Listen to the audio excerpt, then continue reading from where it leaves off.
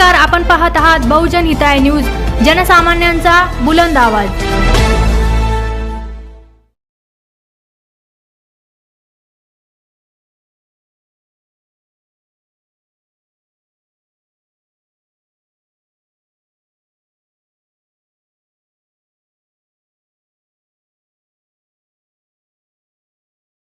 Doctor DS. काटे sir आणि मग त्याच्यानंतर ऑप्शन होईल आणि मग आपण शुभेच्छा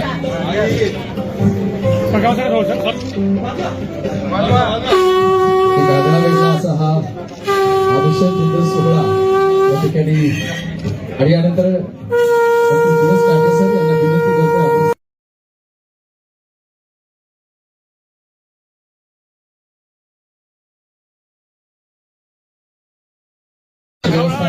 सर्वांना विनंती आहे आपण ऐन यायचं आहे आणि त्यांच्या पूर्ण परिवाराला या सर्व पाहुण्यांचे सर्व मित्र परिवाराचे मनापासून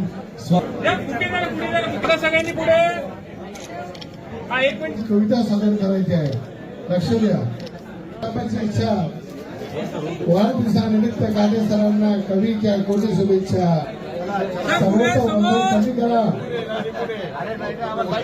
सर्वांनी जेवणाचा आस्वाद घ्यायचा आहे, कुठे चालू आहे।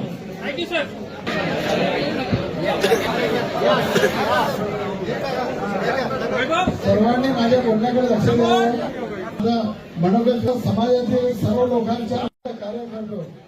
एक म्हातारी जर वाढली तर मुकुल महाराजांनी कविता सादर केलेली आहे। प्रेम तुझे हे आमचे जीवन आधी करतो तुला सुवर्णन सर्व विनंती करते मला सोडले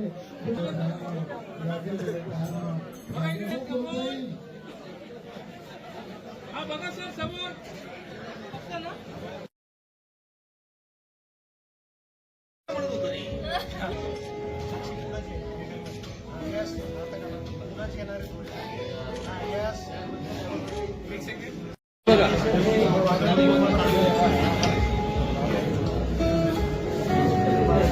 इकडे बघा सर, चला सर।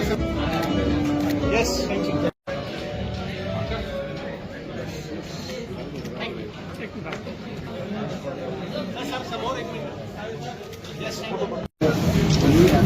एक सेकंड, बाय। थांबा, तसंच व्हिडिओ चालू आहे।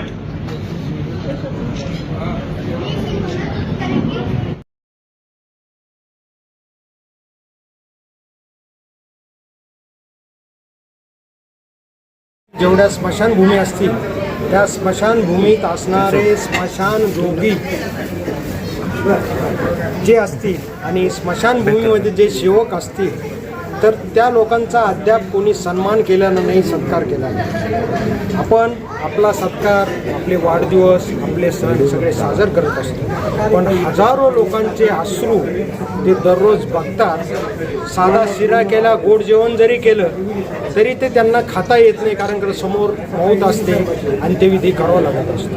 आणि या भानानं, या अनुषंगानं त्या लोकांना पुढे आपल्याला सन्मान देता येईल का आणि अशा वर्गाला आपल्याकडे सन्मान करता येईल का, या दृष्टिकोनातून मी त्यांना मान सन्मान, कपडे लत्ते देऊन त्यांना आदराने इथं बोलवलं, स्टेजवर त्यांचा सत्कार केला। आणि हा अभिनव उपक्रम, शेवटी मनुष्य आहे, सगळ्याला समान हक्क आणि समान न्याय, समान आदर मिळावा, यातून हे प्रतिबिंबित होईल। आणि इथून पुढं त्या स्मशानभूमी समाजाला लोकांनी आदराचं स्थान द्यावं आणि त्यांना समाजामध्ये चांगलं स्थान देऊ, कारण का आयुष्याच्या शेवटी आपली जेव्हा अंत्यविधी होते त्यावेळेस सगळ्यात मोठं कार्य कुटुंबापेक्षाही ते करतात।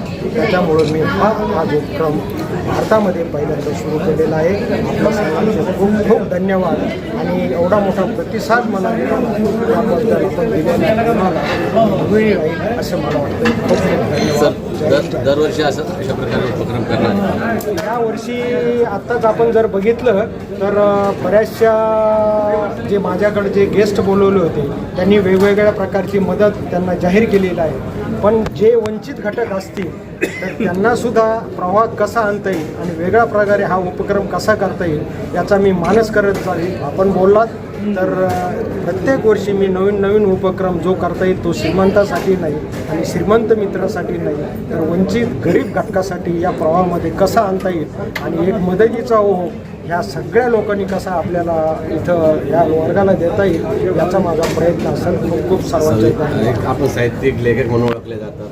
काय अंदाज कोणतं नवीन पुस्तक सांगितलं?